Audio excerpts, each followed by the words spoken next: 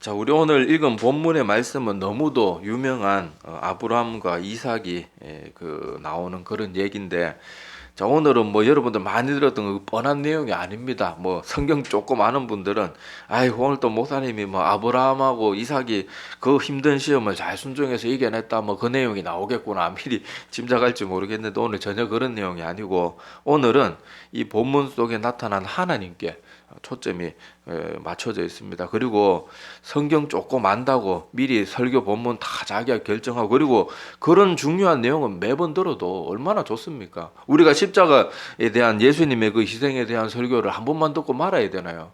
죽는 그날까지 계속 들어야 되는 거예요. 때로는 우리의 교만함이 하나님의 말씀을 가로막는 가장 큰 장애가 된다는 것도 한번 생각해 볼 필요가 있습니다. 그리고 우리가 항상 오늘은 무슨 말씀을 주실까? 그리고 같은 말씀을 주실 때는 내가 이 부분에서 아직도 부족한 게 있구나 이렇게 들어야지. 아이고 목사님 맨날 같은 소리 그런 식으로 교만하게 받아들이면 자기에게도 아무 도움이 안 됩니다.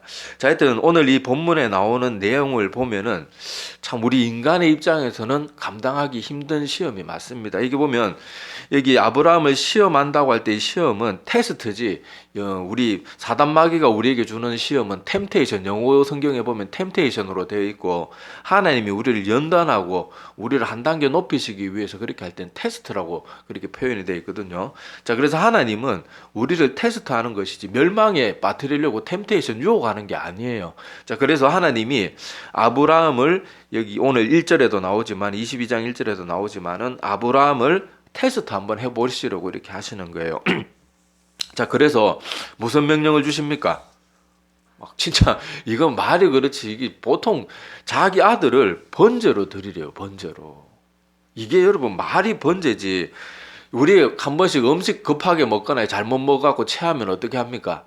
손을 이렇게 따잖아요. 막 등 두드려가지고 피 몰아가지고 막 실로 탱탱 묶여가지고 요게 똑 따는데, 여러분 이게 따는 게 자기 손 따는 건 그래도 할만해요. 근데 이게 겁이 너무 많은 사람들은 자기 손 자기가 못 따니까 남한테 따달라 그러는데, 나도 제 손은 잘 땁니다. 잘 따는데 남이 따달라 그러면요 도저히 못 하겠어요. 이게 사람이라는 게 남을 바늘로 하나 찌르는 것도 힘든 건데, 여러분 지금 하나님은 이 아브라함에게 이삭을 어떻게 하라 그래요? 번제로 드리라 그러잖아요. 번제. 여러분 번제로 드릴 때 제물을 어떻게 합니까? 먼저 동맥이나 이런 데 절단을 해가지고요, 그 제물에 모든 피를 다 쏟아냅니다. 다 뽑아내고 난 다음에 그 제물을 그냥 그대로 통째로 태워 바치는 게 아니에요. 여러분 한 번씩 TV에 보면은 그 우리 뭐 이렇게 돼지나 뭐 소 같은 거 이렇게 해체해가지고 막 부위별로 이렇게 막 이렇게 하는 그런 하는 거 뭐 장면들의 TV 같은 데도 본 적이 있겠지만은, 진짜 재물은 그 정도로 모든 재물이 해체가 됩니다. 이 사지를 다 절단하고요, 배를 갈라가지고 내장도 내장 종류별로 다 분리하고요, 버릴 건 버리고 태워 바칠 건 모아가지고 모든 재물을 완전히 다 해체해버려요. 진짜 말 그대로 정육점에 고기처럼 부위별로 다 그냥 다 해체를 합니다. 그 다음에 태워도 완전히 다 태워 없어질 때까지 다 태워 바치는 거예요. 그게 번제거든요. 그런데 지금 그냥 자기 아들 손 하나 따라 그래도 사람 가슴 떨리는 지경인데, 그 다른 사람도 아니고 지금 여기 아브라함이 이삭을 몇 세였습니까?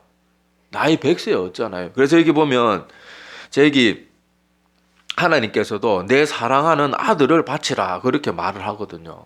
그러니까 아브라함이 여러분 그냥 아들도 아니고 100세에 얻은 아들이니까 얼마나 귀하고 소중하겠어요. 진짜 말 그대로 우리 흔히 하는 말로 눈에 넣어도 아프지 않을 아들인데, 그렇게 사랑스러운 아들을 번제로 바치라니까 이게 얼마나 끔찍한 일입니까? 근데 놀라운 것은요, 이렇게 하나님께서 명하셨는데 저기 아브라함은 이것을 그냥 그대로 순종을 합니다. 뭐 토도 안 달고. 물론 우리 때가 되면은 뭐 이 설교를 뭐 많은 목사님들이 했던 안 했던 나중에 또 기회가 되면 이 본문 자체 가지고 또 설교를 할 거예요. 아브라함의 순종도 대단하고요, 그 아버지가 자기를 결박해서 칼로 내리치려고 하는데 반항 한번 안 하는 이삭도 대단한 거예요. 이런 거는 뭐 매번 들었다고 우리가 아이고 지겨워라 이렇게 할 게 아니고, 매번 들으면서 나는 저렇게 할 믿음이 있는가를 생각해 봐야 돼요. 자, 하여튼 어쨌든 오늘 주제는 그게 아닙니다. 자, 그래서 어떤 사람들은 이런 본문을 읽으면 이런 생각을 할 거예요. 나에게도 저런 시험이 주어지면 나는 어떻게 하지? 나 감당할 능력이나 있을까? 막 그렇게 하는데, 자, 성경 말씀에 보면 이런 말씀이 있습니다. 저기 한번 보세요. 고린도전서 10장 13절 말씀인데, 자, 화면 한번 보시면은, 자, 우리 한번 같이 한번 읽어볼게요. 자, 시작. 사람이 감당할 시험 밖에는 너희가 당한 것이 없나니 오직 하나님은 미쁘사 너희가 감당하지 못할 시험 다망을 허락하지 아니하시고 시험 당할 즈음에 또한 피할 이를 내사 너희로 능히 감당하게 하시느니라. 아멘. 자, 이 말씀을 보면 우리가 이런 것들을 이런 성경의 내용들을 보면서 내 믿음이 어디까지 왔나 생각해 볼 필요는 있지만은 지나치게 겁먹을 필요는 없어요. 나는 안 되겠구나 막 이렇게 그럴 필요는 없단 말이에요. 왜냐하면 오늘 이 말씀에 비추어 보면 아브라함은 지금 믿음이 저 정도 믿음 테스트, 하나님의 테스트를 견딜 만한 수준에 자라 있는 거예요. 근데 우리는 막 아직 지금 학교 교육 과정으로 말하면 이제 초딩 신앙 가지고 있으면서 고등학생이 받아야 될 그런 시험을 받지는 않을까 막 미리 걱정할 필요가 없단 말이에요. 초등학생한테 누가 어느 선생님이 고등학교에서 배우는 미적분 이런 거야 너 이런 거 풀어봐라 이렇게 던져줄 사람 없잖아요. 미리 너무 걱정하지 말라는 거예요. 미리. 물론 우리가 이 아브라함의 모습을 보면서 우리의 믿음이 저렇게 자라지 못한 것을 안타까워하고 하나 앞에 죄송스럽고 송구한 마음을 가져야 되는 건 분명해요. 그런데 많은 사람들이 이런 본문을 보면서 지나치게 또 자기를 비하하는 사람이 있거든요. 그러지는 말라는 거예요. 오늘 말씀에 보면 분명히 나오듯이 하나님은 감당하지 못할 시험은 허락하지 않는데요. 그리고 허락하더라도 어떻게 한다고요? 피할 길을 내셔가지고 감당케 하신대요. 근데 이런 시험 오기도 전에 미리 걱정하면서 나 같은 건 안 돼. 그러면서 나가 떨어져 버리면 그거는 하나님의 말씀에 귀 기울이는 사람의 모습이 아니고 사단의 충동질에 넘어가는 사람밖에 안 되는 거예요. 그리고 이런 걱정을 하려거든 자기 신앙 수준이 초딩인데 중딩이나 좀 자라고 나서 그런 걱정을 심각하게 하지. 아직 중딩도 안 되면서 고딩 걱정을 하고 이제 그럴 필요는 없다는 거예요. 그렇다고 우리가 안일하게 살자, 믿음이 자랄 필요 없다 그런 말 하는 거 아니에요. 제발 하나님의 말씀을 들을 때 자꾸 자기 영적인 게으름과 나태함을 합리화하는 식으로 또 듣지 마세요. 목사가 설교할 때 무슨 말을 못하겠어요. 조금만 위로하면은 아주 게으르고 나태한 걸 정당화하고 조금만 분발하라 그러면 나가 떨어지고 무슨 말을 해야 될지는 모르겠어요. 무슨 말을 해야 될지는. 아니, 이건 충분히 어떤 맥락인지 이해가 되잖아요. 제가 하는 말이. 그런데 사람들은 꼭 보면요. 조금만, 요런 말씀 주면은, 나는 아직 수준이 요거밖에 안 되니까 큰 시험 안 나겠구나. 그러면 아예 잘하려고 노력도 안 하고, 조금만 좀 심각하게 얘기하면은, 나 같은 건 안 되니까 아예 그냥 포기해야 되겠다. 그래가지고 아예 시작도 안 하고. 말을 못하겠어요. 맨날 설교하면서도 걱정이, 설교문 쓰면서도 이걸 또 사람들이 어떻게 받아들일까?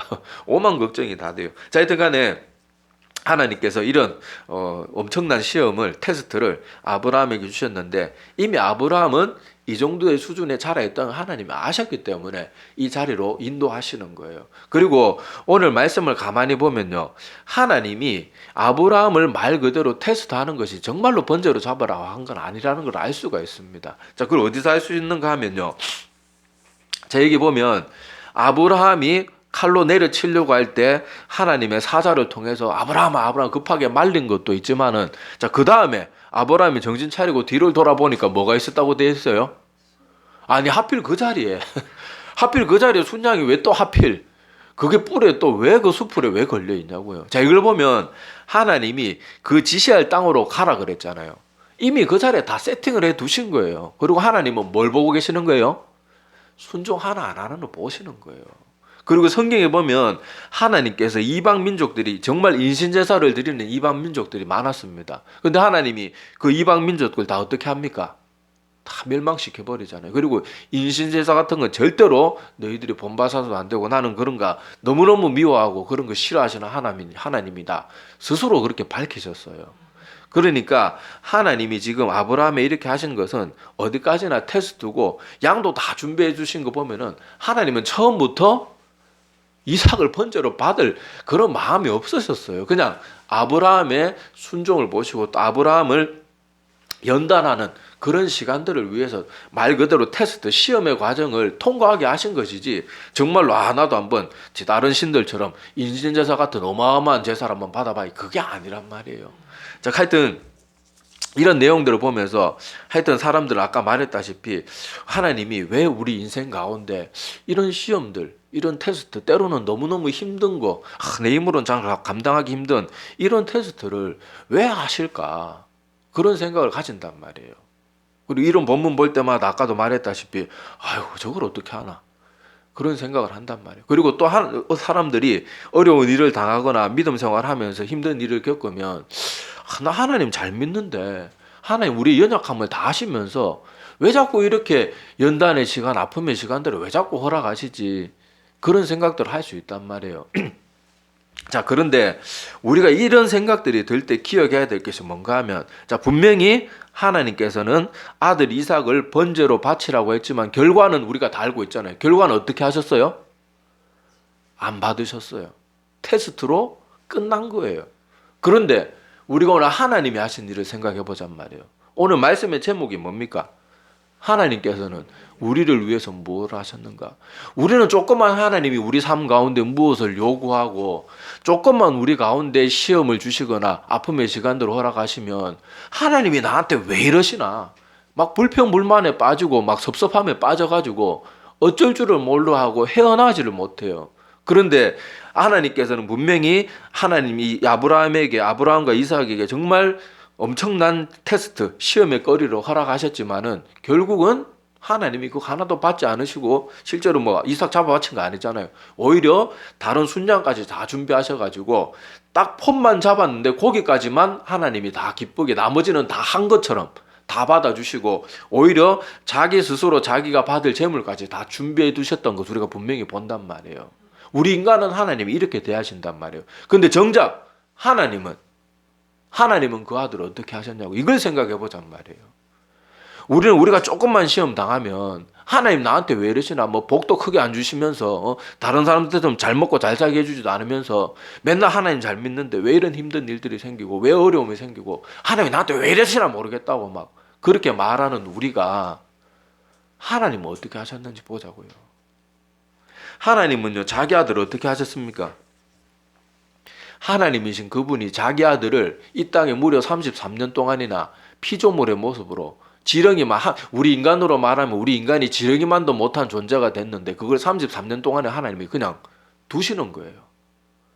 그리고 마지막 3년의 공생의 시간은 또 어땠습니까? 정말 선하고 착하고 좋은 일들만 열심히 하셨는데 많은 사람들이 예수님을 모함하고 죽이라고 힘들게 했어요. 근데 하나님은 그 모든 걸 다 보고 그냥 계셨습니다. 그리고 마지막에는 또 어땠어요? 억울한 누명을 썼잖아요. 그리고는 억울한 판결을 받고 십자가에 달리기 전에 온갖 침뱉음을 당하고 따귀를 맞고 온갖 조롱을 당하고 가시면류관을 눌러 씌워가지고 온갖 조롱을 다 당하고 옷을 벗겼다가 입혔다가 얼마나 그게 사람 치욕적입니까? 그리고 마지막에 십자가에서 여러분 모든 사형법 중에 가장 잔인하고 가장 고통스럽고 인간의 정말 할 수 있는 가장 고통스러운 그 사형법이 십자가라고 하는데 그 십자가에 달릴 때 하나님이 야 십자가에 딱 로마 병정이 못 박으려고 딱 폼 잡을 때 됐다. 야 이 정도 내 아들 이 정도까지 했다. 이제 너희들 다 제대로 나 믿어라. 이렇게 하면서 끝낸 게 아니에요. 십자가에 못 박고 숨이 넘어갈 때까지 그 숨이 닿을 때까지 하나님은 다 그걸 지켜보고 계셨습니다. 근데 하나님이 우리를 위해서 이렇게 하신 거예요. 우리 인간들을 시험하고 우리 인간들을 테스트할 때까지는 거기까지만 그리고 나머지는 하나님이 알아서 하신단 말이에요. 그리고 우리가 살아온 삶을 봅시다. 아까도 말했다시피 나 하나님 열심히 믿으려고 했었는데 왜 이런 문제가 자꾸 생길까? 옛날에 다 그런 생각들 섭섭함들 가졌지만 지금 다 어떻게 됐어요? 다 우리가 통과해가지고 지금 이 자리에 이렇게 건강하게 살아있는 거 아니겠어요? 그런데도 우리는 날마다 그걸 겪으면서도 하나님 앞에 온전한 감사도 잘 없고 또 어려운 문제가 찾아오면 여전히 하나님 원망하고 그러니까 우리는 이런 시험 받을 거리가 없는 거예요. 이 정도 시험까지는 하나님이 허락할 수준에 우리가 아직 자라있지를 못하는 거예요.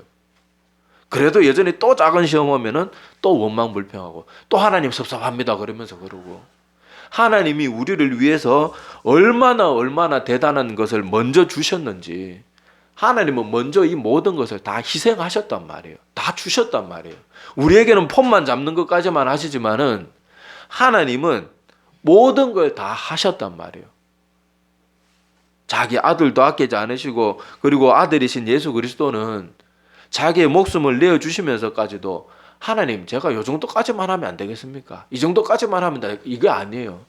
내 원대로 마시고 아버지의 뜻대로 되기를 원하나이다. 예수님도 분명히 십자가 지는 건 너무 부담스러워 하셨어요. 왜냐하면 우리와 똑같은 인간의 몸을 입고 오셨고, 그것보다 더 무서운 것은 뭔가 하면 그 십자가에서 하나님이 인류의 모든 죄를 향한 진노를 자기가 다 받아내셔야 됐거든요. 예수님은 육신의 고통보다 그게 더 큰 마음의 부담이었단 말이에요. 그런데도 어떻게 하셨어요? 결국에는 다 자기의 모든 것을 다 내어주시잖아요. 육신의 고통뿐만 아니라 우리 전 인류가 받아야 될 그 죄의 진노가 하나님께서 가지고 있는 전 인류가 이 땅에 지구상에 살아온 모든 인간이 지은 모든 죄에 대한 하나님의 진노를 받아내야 되는 것이 얼마나 힘든 일이겠어요. 십자가에서 우리를 위해서 그걸 다 받아내셔야 되는데.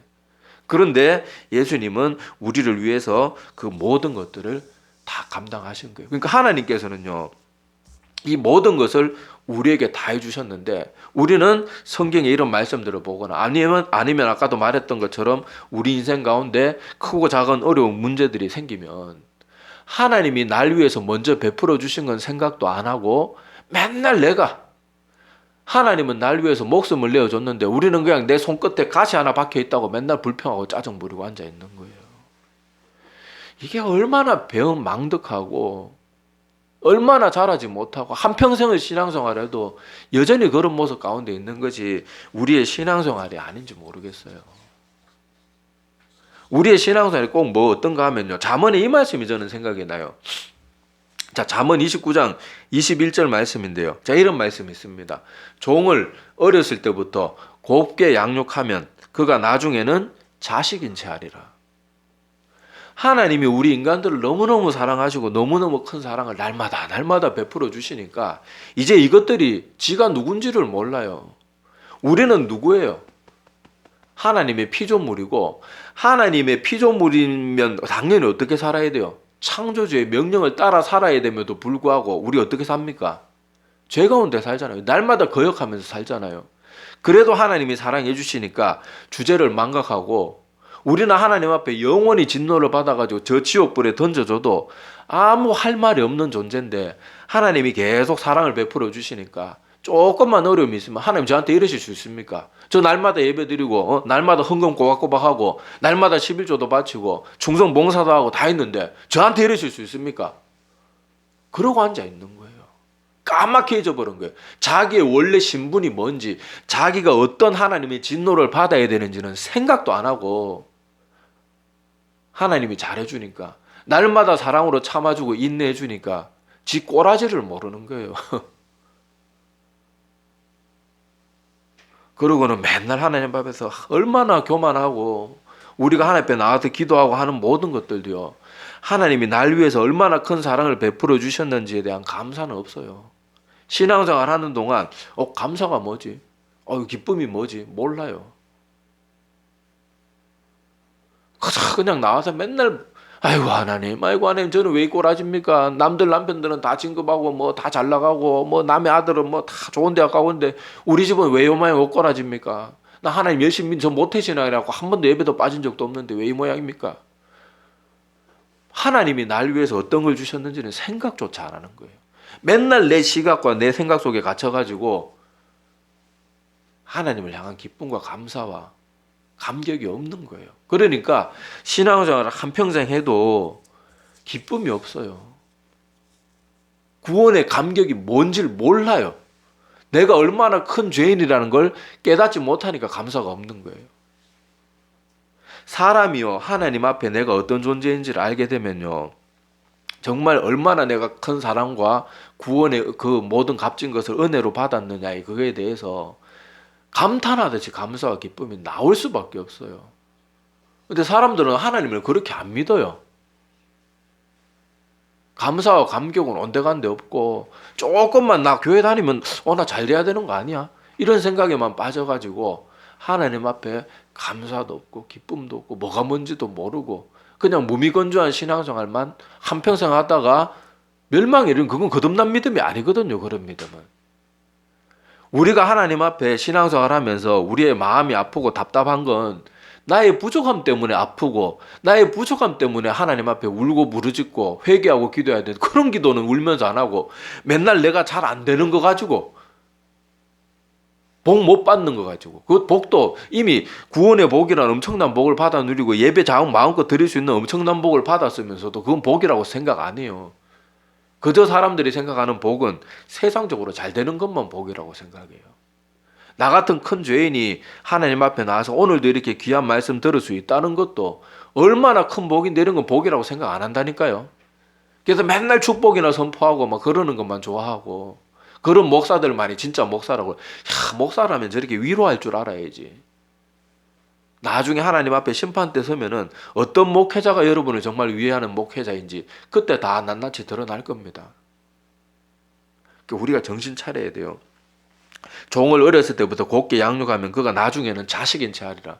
우리가 잊지 말아야 될 것은요. 나는 하나님의 피조물이고 피조물이라서 당연히 하나님의 명령에 100% 순종해야 됨에도 불구하고 불순종의 삶을 살아가는 정말 하나님 앞에서 고개도 들 수 없는 존재라는 걸 잠시도 잊어서는 안 돼요. 그러면 우리가 인생 가운데 이런저런 크고 작은 어려운 문제들이 찾아와도 감사를 잊지 않을 수 있어요. 나 같은 죄인이 하나님이 이 정도 해주는 것만 해도 감사한 일이다. 감사한 일이다. 그걸 생각해야 돼요. 제가 예전에 결핵에 걸려가지고 가난한 사람들이 걸리는 병이라는데 하여튼 결핵에 걸려가지고 결핵성 늑막염이 걸려가지고 그 구미 순천향병원에 한 보름 정도 입원한 적이 있습니다. 근데 진짜 힘들더라고요. 숨 쉴 때 막 칼로 찌르는 거하고 되게 아팠는데 몸도 뭐 기본 39도예요. 막 의사가 막 어쩔 줄은 몰라 할 정도로 그랬는데 해열제를 막 해도 열이 안 떨어지고 그래서 굉장히 하여튼 그때 난리가 아니었습니다. 하여튼 그랬는데 제가 그때 막 아프고 막 뭐 열이 39도 40도까지 계속 막 이렇게 육박하면서 올라가니까 정신도 뭐 오락가락하면 약간 이상하더라고요. 그런데도 그때 마음속에 드는 생각이 뭔가 하면 내가 지금까지 살아온 죄에 비하면 하나님의 징계가 너무 가볍다. 감사가 계속 나오는 거예요. 그건 제가 똑똑해서 그런 생각한 게 아니고 하나님이 성령님께서 그걸 붙들어 주시는 거예요. 그런 마음을. 그때 제가 깨달았어요. 아, 내가 내 자신을 알면 시험 가운데서도 감사할 거리가 생기는구나. 하나님이 나같이 부족한 사람에게도 그걸 깨닫게 해주시는구나. 근데 우리는 날마다 사람들한테 이런 말씀 저런 말씀을 해도요. 올바른 말씀도 잘 없을 뿐더러 그걸 받아들이는 성도들도요. 맨날 모든 걸 세상 축복하고 다 연관시키다가 보니까 하나님께서 우리 같은 크나큰 죄인에게 먼저 베풀어 주신 사랑은 생각을 하지를 못하니까 감사가 없고 날마다 불평인 거예요. 여러분 한번 생각을 해봅시다. 지금 아프가니스탄이나 미얀마 땅에 사는 사람들이요. 지금 대한민국에 아무 조건도 없이 와서 살게 해준다 그러면 어떻게 생각할 것 같아요? 목숨 걸고 올 겁니다. 아무 조건 없이가 아니고 조건 막 진짜 목숨을 걸어야 될 조건을 내건다고 해도 그 사람들 무슨 수를 써서라도 한국에 올 거예요. 근데 우리는 한국에 살면서 이렇게 좋은 복지제도 가운데 살면서도 맨날 나라 정부 예산이 이딴 식으로 쓰냐 맨날 불평할 거리만 어떻게 그렇게 잘 찾아내는지 난 그게 더 신기해요. 세상 천지여서 인간들이 만든 법은 100% 완벽하고 100% 허점이 없을 수가 없어요. 그리고 그 허점을 이용해 먹는 인간들도 있어요. 그렇다고 그 일들을 통해서 저기 힘들고 어려운 사람들이 도움받는 걸 없애야 되겠냔 말이에요. 맨날 불평할 거리만 찾고 어떤 사람은 이 대한민국에 와서 사는 게 한평생의 소원인데 이 땅에서 사는 게 얼마나 큰 행복인데 하나님 앞에 예배 드리는데 아무 총칼의 위협 없이 마음껏 예배 드릴 수 있는 것이 얼마나 큰 축복인데 그런 건 생각도 하지 않아요. 생각도 하지 않아요. 맨날 앉아가지고 아이고 내가 왜 사는지 모르겠다. 아이고 사는데 낙이 없다. 놀러 갈 데가 없다. 이제 맛있는 거 나오면 이제 김치에 먹을 데도 없다. 한 3일 굶겨보세요. 김치하고 밥만 줘도 그냥 미친 듯이 먹을 겁니다. 감사가 없어요. 감사가. 우리가 이런 것들을 생각하면서 정말로 우리가 얼마나 지금 배은망덕하고 후한무치한 신앙생활을 하고 있는지 한번 생각해 봐야 돼요. 여러분 속담에 원수는 어디 세계라고 합니까? 원수는 물의 색이고 은혜는 돌의 색이란 말이 있어요. 근데 우리 신앙생활이고 딱 정반대로요. 딱 정반대로. 하나님께 받은 은혜는 물에 새겨가지고요. 금시 다 떠내려가 물에 새겨집니까? 또 그게 안 새겨지지. 그리고 원수는 바위에 새겨요. 교회 가서 누가 조금만 자기한테 안 좋은 소리 하고 뭐 인사하는데 그 사람이 만약에 무슨 그날따라 급한 일이 있어가지고 막 이렇게 급하게 지나가면서 조금 건성으로 인사했다 그러면 저게 날 보고 어디 건성으로 저리 인사하고 지나가냐고. 절대로 아니고 몇날 몇 달을 그냥 그거하고 맨날 울고 먹고 누구 권사 싸가지 없다는 누구 집사 저거 봐 저 새신자 저거 이제 교회 온 지 얼마 됐지도 않은 게 난 이 교회 터줏대감인데 말이야. 싸가지 없는 것들 얼마나 답답합니다. 답답해요. 어떻게 저렇게 은혜는 날마다 물에 새기고 원수 사실 원수도 아니잖아요. 원수도 아무것도 아닌 거 가지고 맨날 가슴에 담아두고 아이고 저 사람이 나한테 왜 저런지 모르겠어요. 무디 목사님이요. 그렇게 지금이야 세상이 알아주고 인정해주지만은요. 무디 목사님도 실제 사역할 때 무디 목사님 다 환영하지 않았어요. 반대파들 엄청나게 많았습니다. 신문사에도 무디 목사가 오면요. 막 안 좋은 그런 걸 내요. 뭐 무디 목사는 거만하다, 교만하다, 뭐 한마디로 싸가지 없다는 거죠. 자 그렇게 막 기사를 내면요, 무디 목사님 그 사람들이 와가지고 무디 목사님 오늘 또 이런 기사가 나왔습니다. 신문을 보여주면 허허 웃으면서 이 사람들이 아직 나에 대해서 다 몰라서 이 정도만 욕하는 거라고 그렇게 하고 넘어갔대요. 그게 저는 무디 목사님 웃어 넘기려고 그렇게 한 게 아니고 저는 무디 목사님 그 말 진심으로 했다고 생각합니다. 우리 속을 누구보다 우리 자신이 잘 알잖아요. 내 속을 누가 내 속에 마음속에 생각까지 다 들여본다 그러면 누가 내 욕하는 거 당연한 거예요. 날 안 잡아 죽이는 게 감사한 거예요. 그런데도 우리 그걸 잘 몰라요. 자, 하나님이 우리가 신앙생활 하든 뭘 하든 간에 항상 기억해야 될 것이 뭔가 하면요, 하나님께서 우리에게 얼마나 많은 걸 먼저 해주셨는지 그것부터 항상 생각을 해야 돼요. 그러면 기도하면서도 감사가 자꾸 나와요. 감사할 거리가 끝이 없어요. 근데 우리는 기도할 때 감사 거의 없잖아요. 맨날 막 이것저것 필요한 거 막 급하게 내뱉고는 핑 하고는 사라져버리고 그리고 기도 잘 안 된다 그러고 뭐 해야 될지 모르겠다 그러고 내가 지금 건강하게 살아 숨쉬는 것만 해도 그것만 해도 감사가 넘쳐야죠. 코로나 걸리면요 바로 격리병동에 들어가가지고 나 그냥 열재로 왔는데 코로나 검사하더니 이거 뭐 양성 반응 나왔다 그래가지고 그냥 거기 들어가서요 가족들하고 마지막 손 한 번도 못 잡고 그냥 거기서 그냥 화장터로 바로 가서 유품도 하나 못 챙겨 죽는 거예요. 그런데 우리가 지금 건강하게 예배의 자리에 나와서 예배 드릴 수 있는 게 얼마나 감사합니까? 근데 기도 뭐 해야 될지 모르겠대요. 뭘 감사해야 될지 모르겠대요. 아니 도대체 어떻게 살면 감사할 게 아니 사도 바울은 그 억울하게 감옥에 갇혀가지고 매질을 당하고 죽음의 고비를 넘겨도 감사하는데 대한민국에서 삼시세끼 떳떳하게 잘 먹고 잘 살면서 감사할 뭐 기도해야 될지는 모르겠어요. 이거는요 기독교인이 그런 말 하면 안 돼요. 신앙이 없단 말이에요. 그건 내가 하나님 안 믿는다는 거예요. 안 믿는다는 거예요. 두려워해야 돼요. 우리 신앙생활을. 두려워해야 되고 하여튼 오늘 말씀에서 하나님께서는 아브라함과 이삭에게 엄청난 시험거리를 주셨지만은 딱 거기까지였어요. 실제로 그걸 하라는 게 아니었어요. 테스트하고 끝났지만은 하나님은 우리를 위해서 신용만 한 게 아니고 다 내어주셨어요. 다. 하나님이신 그분이 천지를 창조하신 그 하나님께서 모든 걸 다 주셨어요. 근데 우리는 여전히 하나님 앞에서 나한테 왜 이걸 안 주시냐요? 나는 왜 이렇게 대하시냐요? 나에게는 왜 자꾸 시험거리를 주시냐요? 그게 아니에요. 내가 받은 것을 하나님이 얼마나 우리를 위해서 많은 것을 주셨는지부터 생각할 줄 알아야 돼요. 그때 신앙생활 가운데 진짜 감사와 진짜 감격과 진짜 기쁨 가운데 신앙생활하고 또 하나님 앞에서 그런 나의 부족한 모습이 너무도 죄송스러워서 마음 아파하는 그때부터 진짜 참된 마음의 아픔이 뭔지 성도가 겪어야 되는 아픔이 뭔지 그때 비로소 일어나기 시작할 거예요. 그래서 오늘은 우리 아브라함의 모습을 보면서 하나님이 우리 인간들 연약한 거 아시면서 왜 이렇게 하시나 이런 의문들 하기 전에 하나님이 우리에게 먼저 모든 것을 주셨던 것 생명까지도 내어주셨던 것, 그것을 기억하면서 우리의 신앙생활이 처음부터 바른 시작을 해야죠. 첫 단추를 바르게 끼워야지 마지막 단추까지 올바르게 끼워지지. 첫 단추부터 맨날 자기 자신의 욕심을 가지고 신앙생활을 시작하고 끝을 맺으려고 그러면 끝에 단추는 맞지 않을 수밖에 없는 거예요. 우리의 신앙생활이 올바른 신앙생활이 되고 우리가 먼저 하나님께로부터 아무 잘한 것도 없이 얼마나 큰 사랑을 먼저 받은 존재인지를 생각하면서 올 한 해는 우리의 신앙생활이 좀 제대로 된 시작점에서 바르게 신앙생활을 하고 또 하나님이 주시는 그 엄청난 은혜에 감사하고 감격해서 기쁨으로 신앙생활 할 줄 아는 그런 저희들이 되기를 간절히 소망합니다.